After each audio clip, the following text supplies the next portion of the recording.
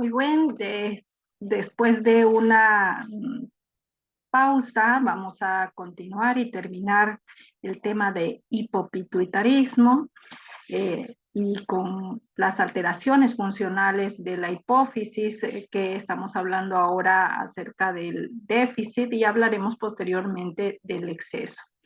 Existen deficiencias a veces de hormonas de manera específica, como es la deficiencia de la hormona de crecimiento. Recuerden el aspecto fisiológico, donde las células somatotropas liberan hormona de crecimiento. Estas van a estimular al hígado y el hígado va a producir el factor IGF-1, que es un factor similar a la insulina tipo 1, que va a ser el que va a estimular directamente a los músculos, tejido adiposo, hueso, al igual que la hormona de crecimiento, para la proliferación y crecimiento de todas las células. Entonces, la deficiencia de la hormona de crecimiento pueden ser de causas congénitas o genéticas o de causas que ocasionen daño o disminución de su producción en la infancia. Si es congénita, entonces va a existir retraso en el crecimiento intrauterino, vamos a tener niños con bajo peso al nacer, con tendencia a la hipoglucemia. Acuérdense que la hormona de crecimiento es una hormona contrarreguladora a la insulina, es decir, si tenemos poca hormona de crecimiento, va a haber hipoglucemia. Y características sexuales disminuidas en los niños, sobre todo se nota en el varón, un micropene. En la infancia va a existir retraso en el crecimiento, talla baja y aumento del tejido adiposo, sobre todo a nivel abdominal. Entonces, dentro de las causas posibles de disminución de la hormona de crecimiento pueden ser congénitas por déficit propio de la hormona, por déficit del factor IGF-1 o por alteraciones en los receptores de la hormona liberadora de hormona de crecimiento, adquiridas por tumores como el adenoma hipofisiario, procesos inflamatorios y traumatismos. Entonces, aquí en la imagen pueden ver las características típicas de niños de baja talla en comparación con otros niños de la misma edad. También se da un tipo de talla baja de origen psicosocial, ocasionando un hipopituitarismo funcional. Se ha visto que niños que son abandonados, que viven lejos de las madres y que son abusados, tienen tendencia por factores emocionales a disminuir la producción de hormona de crecimiento. Estos niños, al ser reintroducidos en familia y que se les da todo el apoyo emocional, pues pueden recuperar en algo la talla o el déficit de hormona de crecimiento funcional que tienen. En los niños, entonces, veremos retrasos en el crecimiento, talla baja, piel pálida, amarillenta, retraso óseo marcado cuando uno mide o valora la edad ósea en los niños por talla baja, y va a existir retraso en la aparición de signos puberales. Este déficit de hormona de crecimiento en los adultos puede ser asintomático o puede ocasionar reacciones emocionales anómalas como depresión, ansiedad, tienen menos vitalidad, menos energía, incremento sobre todo de la grasa abdominal, tienen reducción de la capacidad al ejercicio, músculos delgados con sarcopenia, piel fina y seca, aumentan las enfermedades cardiovasculares y pueden ser causantes de síndrome metabólico y de hipertrigliceridemia. Las causas son múltiples, entonces hemos visto alteraciones genéticas, resistencia hormonal por alteraciones del receptor, como en el síndrome de Laron, en el cual familias enteras sufren de enanismo, ya que lo alterado es no la deficiencia de la hormona en sí, sino el receptor donde se une la hormona. También pueden ser causantes tumores, todos los tumores de la línea media, enfermedades infiltrativas, infecciosos y enfermedades vasculares que pueden ocasionar este déficit. Para hacer el diagnóstico de deficiencia de hormona de crecimiento, se realizan pruebas de estimulación. La prueba de hipoglucemia inducida por insulina es el estándar más importante para hacer el diagnóstico. La hormona de crecimiento es una hormona contrarreguladora de la glucemia respecto a la insulina. Entonces, al inducir hipoglucemia por la insulina, hacemos que se estimule la liberación de hormona de crecimiento. La respuesta normal en los niños es que la hormona de crecimiento sea más de 10 nanogramos por ml entre los 30 y 90 minutos después de la administración de un bolo de insulina rápida. En el adulto, este punto de corte es que la respuesta normal sea de al menos 5 nanogramos por ml.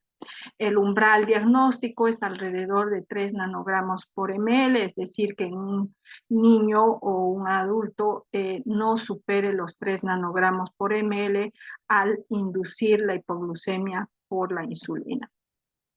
Esta prueba está, por supuesto, contraindicada en aquellos pacientes que tengan enfermedades cardíacas o neurológicas porque podemos empeorar la patología de base. De manera gráfica podemos ver aquí qué es lo que sucede normalmente en un individuo normal.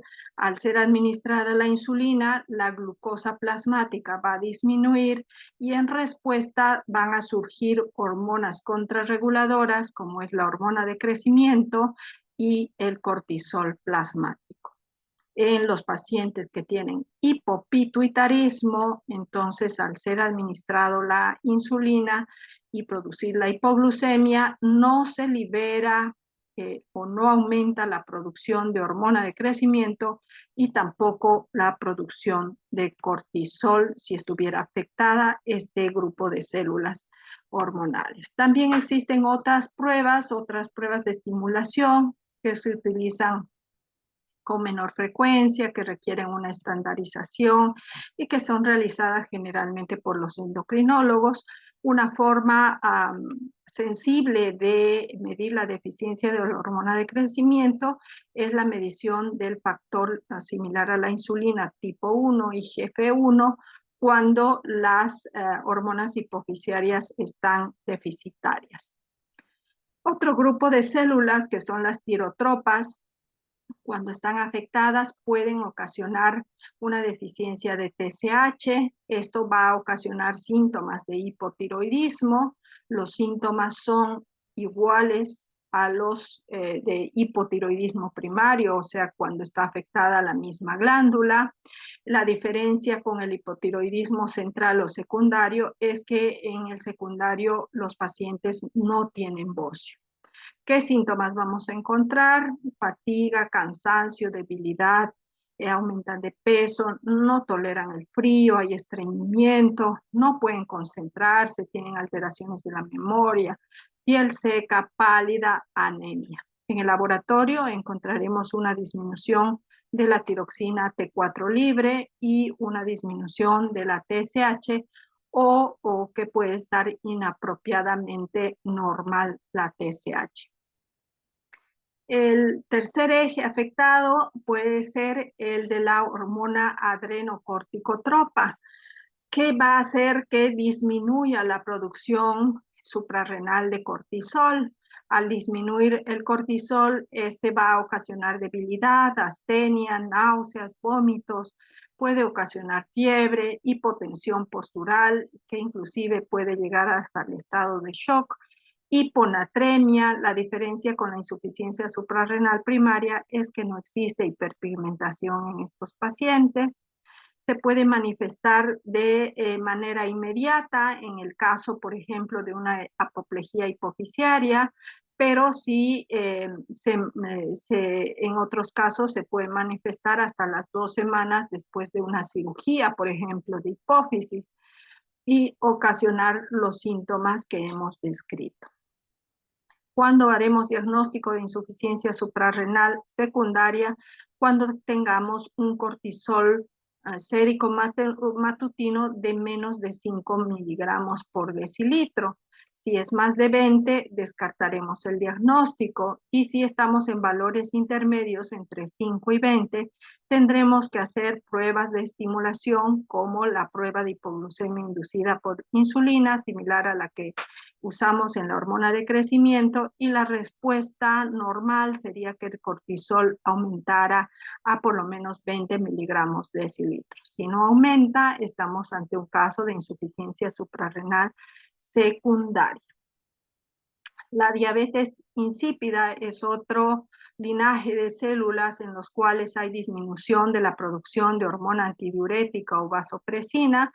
Esto sucede de manera transitoria o manera permanente después de las cirugías de hipófisis o una hipofisitis linfocítica, en la cual puede haber poliuria, polidipsia, la osmolaridad sérica está aumentada, la osmolaridad urinaria está disminuida. Hablaremos de esta entidad la siguiente clase con más detalle al hablar de las alteraciones de la neurohipófisis. Para hacer el diagnóstico, entonces, necesitamos imágenes de resonancia nuclear magnética, donde podemos utilizar medios de contraste como el gatopantato de dimeglumina, y obtener imágenes en secuencia para ver tanto el lóbulo anterior como el lóbulo posterior, y todas las estructuras supracelares como el quiasma óptico, nervio óptico, tercer ventrículo y cuerpos mamilares, para ver si existen alteraciones anatómicas. Aquí vemos la imagen de cómo se ve la neurohipófisis con una imagen más hiperintensa que la adenohipófisis. Por encima vemos el quiasma óptico, y en esta otra imagen podemos ver alteraciones o adenomas donde existen deformidades en las estructuras anatómicas de la hipófisis. Aquí tenemos en corte sagital una hipófisis normal de un adulto joven, donde vemos la neurohipófisis con una señal más hiperintensa y la adenohipófisis en la región anterior. Este es un corte sagital en secuencia T2 para ver la glándula hipofisiaria, donde igual vemos neurohipófisis y adenohipófisis. El tratamiento, pues ya hemos hablado que debe ser reponer las hormonas que están deficientes de manera de por vida, si es que la deficiencia es permanente. Y si es temporal, pues el tiempo que sea necesario y se controlen todos los síntomas. Bueno, esta es la primera parte, que es la de hipofunción hipofisiaria. Es importante para no perderse en repasar sus conocimientos acerca de la fisiología, y de esa manera les será mucho más fácil la comprensión de este tema. Bueno, hablaremos ahora de algunos síndromes de hipersecreción o hiperfunción hipofisiaria que son ocasionados por algunos adenomas hipofisiarios. Habíamos dicho que estos adenomas son consecuencia entre el 10 y el 15% de todas las neoplasias intracraneales. Microadenomas son aquellos de menos de 10 milímetros, macroadenomas aquellos de más de 10 milímetros. Estos pueden ser funcionantes o no. Esto se refiere al ser funcionante, que ocasiona o produce un aumento de la secreción de cierta hormona, o pueden no producir ninguna hormona. Dentro de las causas de hiperpituitarismo, entonces tenemos en primer lugar los adenomas hipofisiarios. Pueden haber carcinomas de hipófisis, que es muy raro, tumores que no son propios de la hipófisis, sino de células vecinas, o alteraciones en el hipotálamo. Esto se da, estos adenomas, son de origen monoclonal, o sea, son mutaciones del gen GNAS, que es el que va a producir la transcripción y el crecimiento de la célula, de un tipo de célula. Entre los adenomas hipoficiarios, además de la división por su tamaño en micro o macroadenomas, se dividen en intracelares cuando están dentro de la silla turca, o extracelares cuando están por fuera de la misma. Pueden ser no invasivos cuando no afectan la pared inferior de la hipófisis, o invasivos cuando erosionan la silla turca. Entre los más frecuentes que tenemos son los prolactinomas, le siguen los no funcionantes, los tumores de productores de hormona de crecimiento, ACTH, los de gonadotrofinas, y finalmente los más raros son los productores de TSH. Dentro de los prolactinomas, los microadenomas serían los más frecuentes prolactinomas, y los macroadenomas serían los productores de hormona de crecimiento. Entonces, según la diferenciación de las células, se pueden producir prolactinomas, somatotropinomas, corticotropinomas o tirotropinomas en relación a los factores de crecimiento que se dan y qué hormona produzcan los mismos. Hablaremos de la prolactina. Recuerden que la prolactina es una hormona de adenohipoficiaria que se libera ante ciertos estímulos estrogénicos durante el embarazo. Aumentan las células lactotropas en la lactancia, en el parto, durante el estrés de manera fisiológica, para el amamantamiento y el crecimiento del recién nacido. Esta prolactina está inhibida por la dopamina que se libera en el hipotálamo, y entonces al disminuir los niveles de dopamina empieza la producción de prolactina. Hay las causas patológicas. Dentro de las causas patológicas de hiperprolactinemia, entonces una de ellas, la más frecuente, es el prolactinoma, inhibición de la liberación de la dopamina, lesiones o tumores hipotalámicos o de tallo hipoficiario, o que incrementen los estrógenos a nivel sanguíneo. Entonces, las causas de hiperprolactinemia son muchísimas, desde lesiones del hipotálamo y el hipófisis con tumores y varias de las situaciones clínicas que ya hemos hablado. De las causas de hipersecreción hipoficiaria, la primera sería prolactinoma y la segunda acromegalia. Hay trastornos sistémicos que pueden producir hiperprolactinemia, como la enfermedad renal crónica, el hipotiroidismo, la cirrosis o crisis comiciales. También existen muchos fármacos, muchos de ellos muy usados, como por ejemplo la metoclopramida, la metildopa en la hipertensión arterial, las imipraminas como la amitriptilina en síndromes depresivos, que pueden ocasionar hiperprolactinemia. Entonces primero tendremos que descartar que el paciente no esté usando esos fármacos. Ahora, prolactinomas específicamente son tumores hipoficiarios funcionantes, productores de prolactina, en un 40% aproximadamente.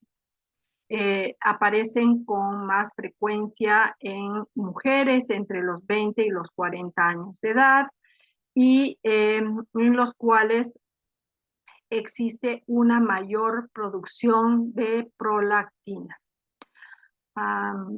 Para que recuerden lo que sucede normalmente, el hipotálamo produce dopamina, que es una hormona inhibidora de la producción de la prolactina.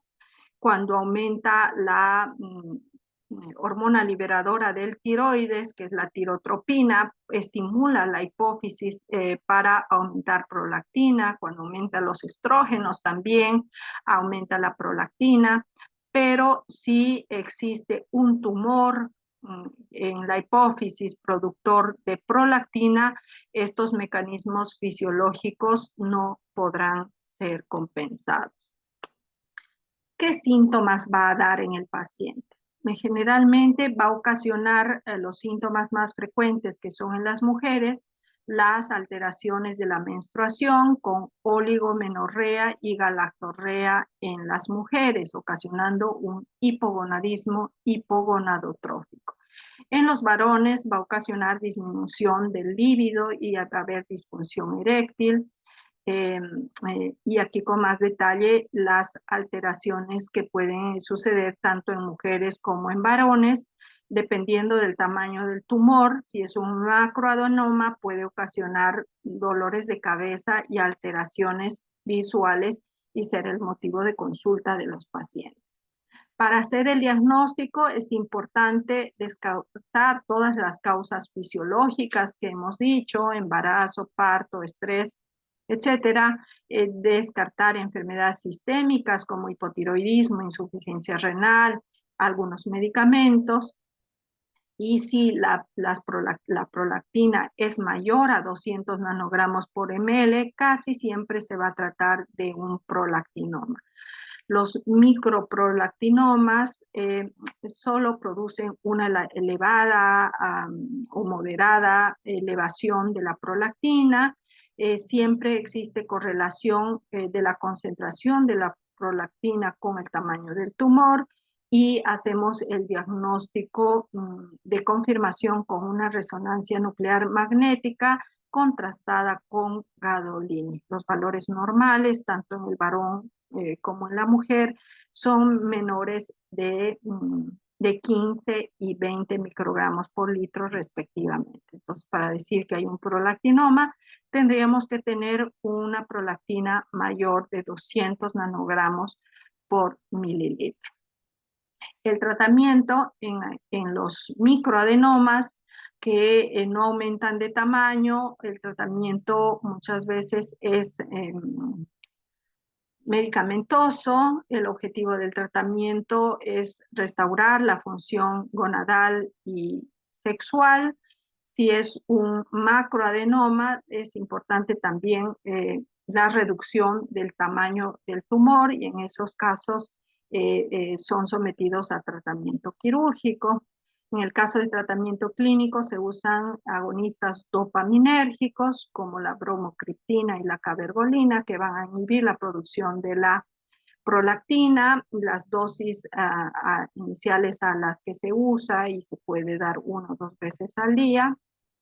Y en el caso de los macroadenomas o que no exista respuesta al tratamiento, una opción es la resección quirúrgica.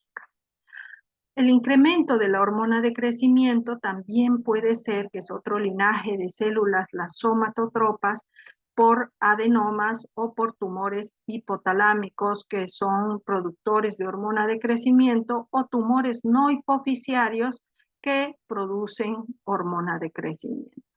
Si están en la etapa inicial, niños, nos va a dar gigantismo, y si son adultos nos va a ocasionar una enfermedad, un síndrome que se llama acromegalia. Entonces, así que en los niños podemos tener un crecimiento longitudinal importante, va a haber signos de hipogonadismo, de neuropatías periféricas en extremidades inferiores y superiores y debilidad muscular en estos pacientes que tienen exceso de hormona de crecimiento. En los adultos, cuando ya encontramos un paciente en etapa adulta con signos de aumento o exceso de la hormona de crecimiento, entonces se va a dar el síndrome que se llama acromegalia, donde vamos a tener un maxilar inferior prominente, labios gruesos, crecimiento de las orejas y zonas acrales. Cuando hablamos de acromegalia, acuérdense de la película del Shrek, donde vemos las características de un individuo con acromegalia: nariz afilada, gruesa, prognatismo, calvicie, aumento del cuello, hiperpigmentación, que se llama acantosis nigricans. Es una enfermedad rara que se manifiesta como consecuencia de un tumor hipofisiario que es productor de hormona de crecimiento. La prevalencia es entre 40 y 60 casos por 1 millón de habitantes. Generalmente el diagnóstico se hace entre los 40 y los 50 años de edad.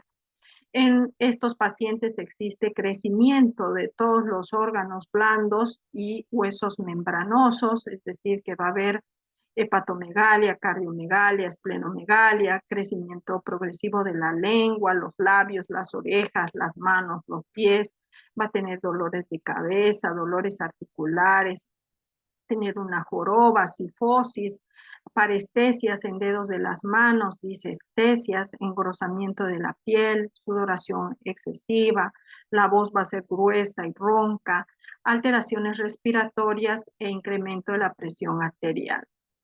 También va a haber alteraciones en el trastorno menstrual, varones con disfunción eréctil, disminución de la libido, pueden tener apnea del sueño, depresión, trastornos visuales y fatiga. Al ser la hormona de crecimiento una hormona contrarreguladora, entonces estos pacientes, además de tener cardiomegalia, incremento de la presión arterial, van a desarrollar una diabetes mellitus. Aquí tienen unas imágenes del crecimiento de las extremidades, aumentos acrales, crecimientos acrales. Vemos aquí el crecimiento de las extremidades y de los dedos de un paciente normal y de un paciente con acromegalia.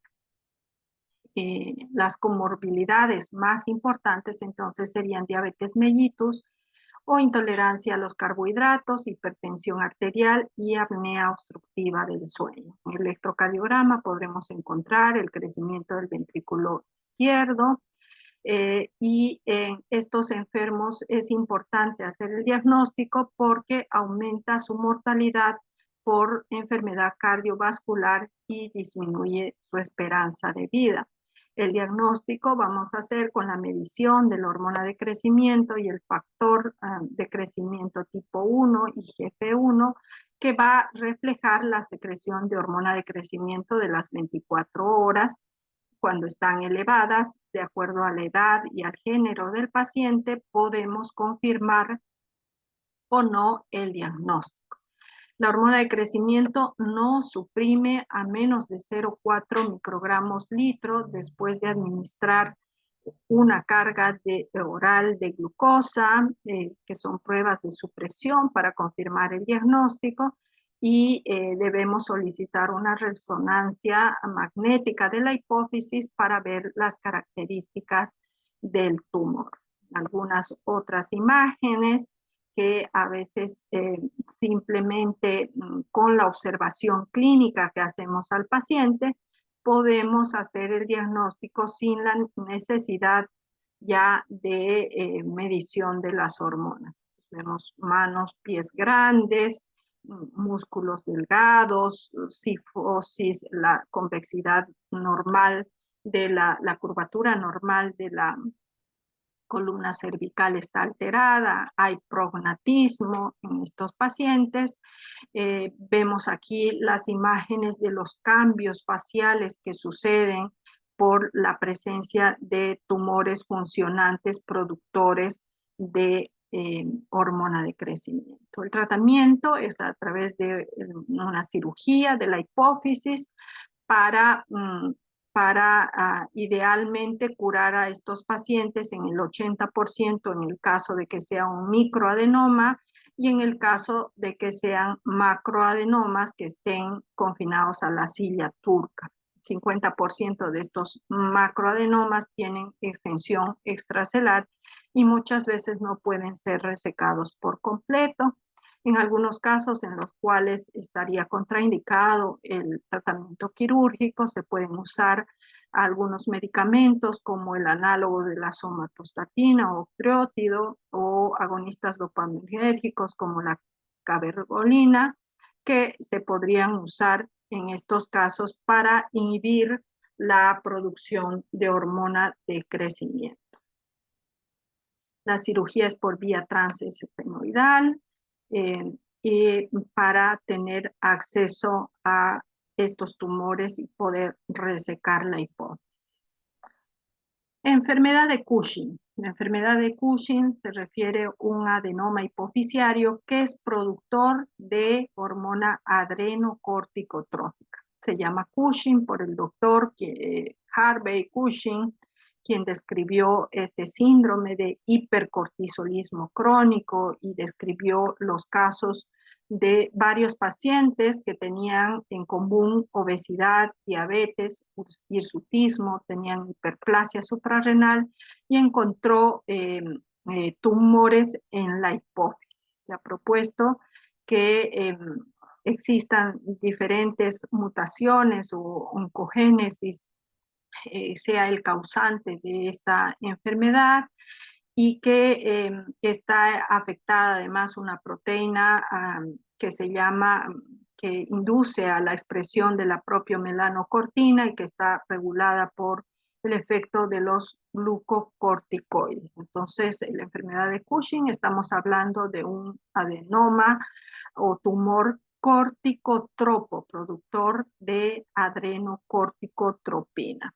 Los datos clínicos de la enfermedad de Cushing tienen obesidad central, hay estrías abdominales, plétora facial, edema maleolar, intolerancia a la glucosa o diabetes mellitus, dolores lumbares, fracturas, debilidad y miopatía proximal, significa dolores en los músculos proximales en el hombro y en la cadera.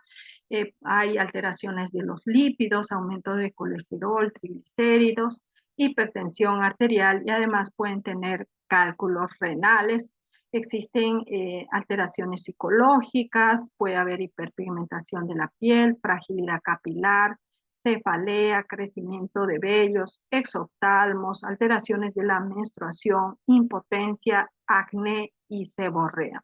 Son diferentes síntomas y signos que pueden hacernos sospechar de una enfermedad de Cushing, y una vez sospechemos de hipercortisolismo, por los síntomas mediremos el cortisol en orina de 24 horas.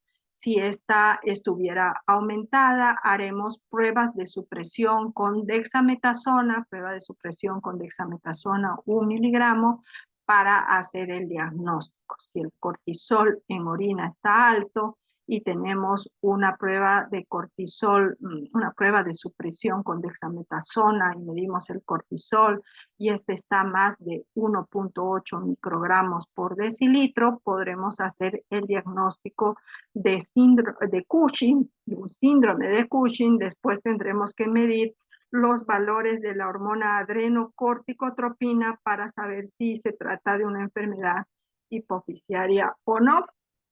Si, por ejemplo, tenemos sospecha clínica de hipercortisolismo y el cortisol en orina está normal, entonces podemos hacer esta prueba de supresión con dexametasona de 1 miligramo y si con la prueba de supresión el cortisol está más de 1.8 microgramos por decilitro, medimos el cortisol sérico PM para descartar si estuviera bajo o si estuviera aumentado, hacer el diagnóstico de un síndrome de Cushing. También podemos tener un pseudo Cushing con un cortisol en orina alto, pero y con una prueba de supresión a la dexametasona elevado, más de 1.8 microgramos por decilitro. Al medirle el cortisol sérico, este se encuentra entre 1.8 y 7.5, o sea, menos del valor de corte, y se trataría de un pseudo Cushing y tendríamos que averiguar la causa del pseudo Cushing. Entonces, para hacer el diagnóstico, debemos en una segunda etapa medir el cortisol sérico. Si este es más de 7.5 microgramos por decilitro, haríamos el diagnóstico de Cushing y posteriormente mediremos la hormona adrenocorticotropa para saber si es de causa suprarrenal o es de causa hipofisiaria, que sea un tumor o un adenoma hipofisiario, constituyendo así el nombre de enfermedad de Cushing. El tratamiento va a ser la resección del tumor. Generalmente se curan dependiendo de las características del tumor, de la experiencia del cirujano y el lugar donde se operen los pacientes, y hay que hacerle seguimiento a largo plazo para identificar que no recidive el tumor. Entonces, dentro de las opciones de tratamiento, es la cirugía, 50% de éxito, pueden producirse hipopituitarismo, si recidiva el paciente podría hacerse radioterapia, y existen tratamientos medicamentosos también que pueden disminuir la producción de la ACTH. Ahora también están los tumores hipofisiarios no funcionantes. Estos no funcionantes corresponden a un 25 a 30% de todos los tumores hipofisiarios.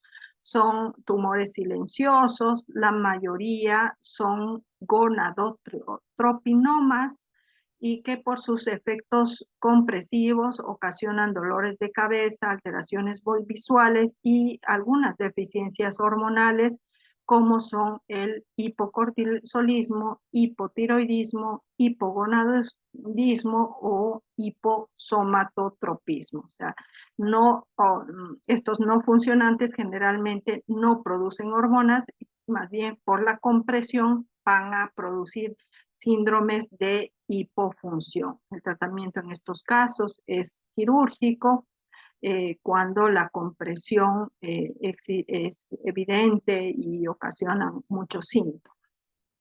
Bueno, y con eso hemos terminado adenohipófisis. Espero que estén con muchos ánimos y ganas de aprender, que hayan tenido un buen descanso y que sean muy participativos en nuestra clase del miércoles.